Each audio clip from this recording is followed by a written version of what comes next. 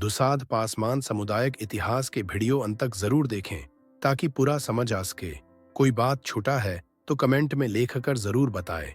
धन्यवाद। दुसाध समुदाय भारतीय उपमहाद्वीप का एक प्राचीन और महत्वपूर्ण हिस्सा है जो मुख्य रूप से बिहार, उत्तर प्रदेश, पश्चिम बंगाल और नेपाल के तराई क्षेत्र में बसा हुआ है।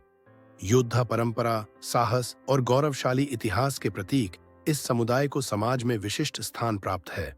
दुसाध समाज में यह मान्यता भी है कि उनका संबंध महाभारत के वीर योद्धा दुशासन के वंश से है, जो इसे एक ऐतिहासिक और पौराणिक महत्व प्रदान करता है।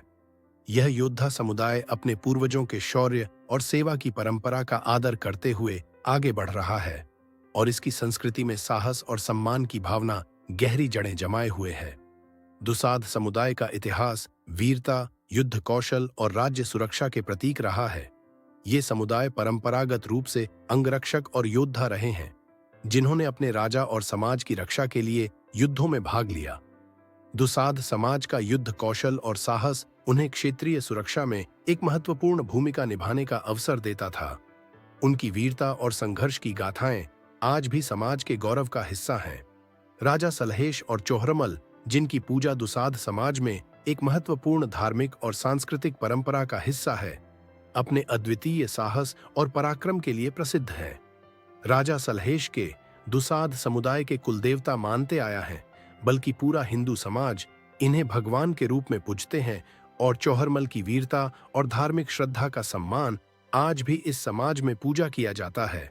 इन दोनों महापुरुषों की गाथाएं लोकगीतों और नृत्यों के रूप में गाई जाती हैं, जो दुसाध समाज की वीरता, पराक्रम और सामाजिक सेवा की भावना को दर्शाती हैं।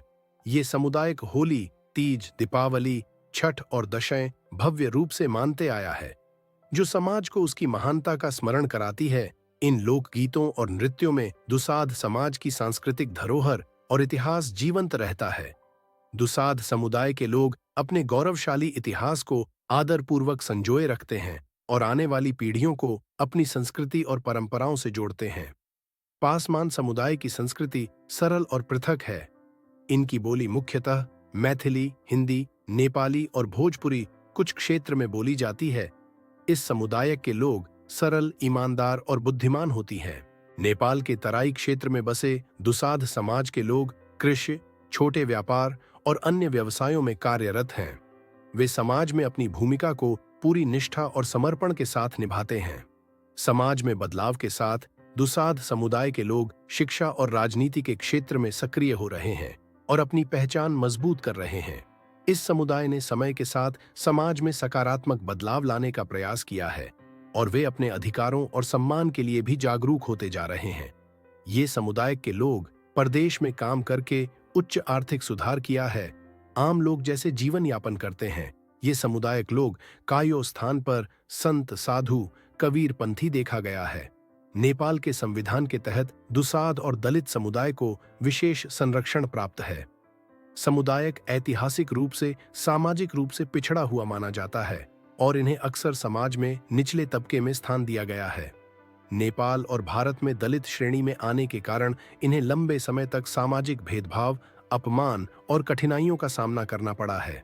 नेपाल के संविधान में छुआछूत को अपराध मानते हुए इसे समाप्त करने का प्रावधान किया गया है। संविधान के धारा 18 और धारा 24 में जातीय भेदभाव और छुआछूत के विरुद्ध अधिकारों का उल्लेख है।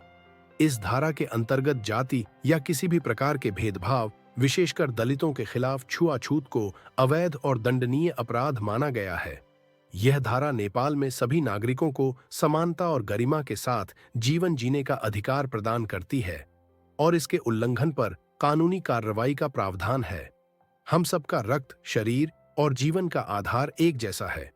हर इंसान समान रूप से जन्म लेता है, बिना किसी भेदभाव के। जाति, धर्म या रंग से हमारी इंसानियत नहीं बदलती।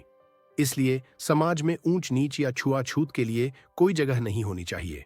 हर व्यक्ति सम्मान, समानता और प्रेम का अधिकारी है। हमें एक ऐसे समाज की दिशा में आगे बढ़ना चाहिए जहां हर इंसान को बराबरी का हक और गरिमा मिले।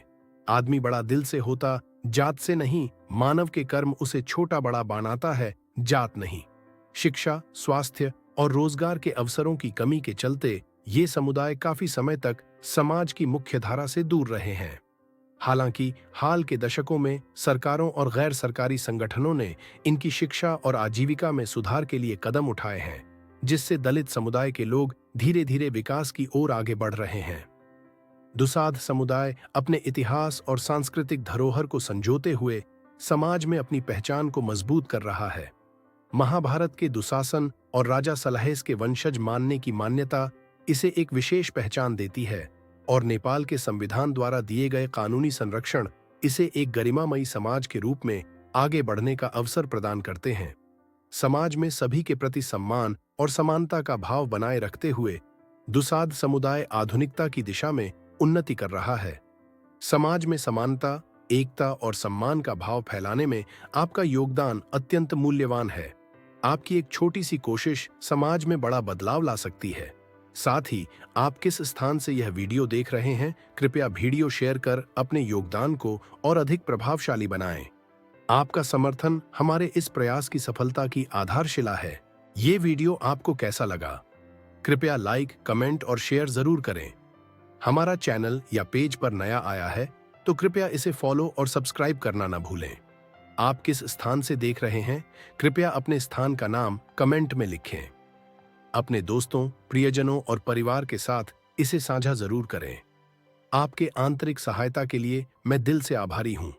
मैं देव नारायण प्रणाम करता हूं और आपसे निवेदन करता हूं कि इस वीडियो को देश के हर कोने तक पहुंचाने में हमारा सहयोग करें। आपके सहयोग से हमारा वीडियो बनाने का उद्देश्य सफल होगा। ईश्वर आपका ढेर सारा प्यार और सम्मान दे।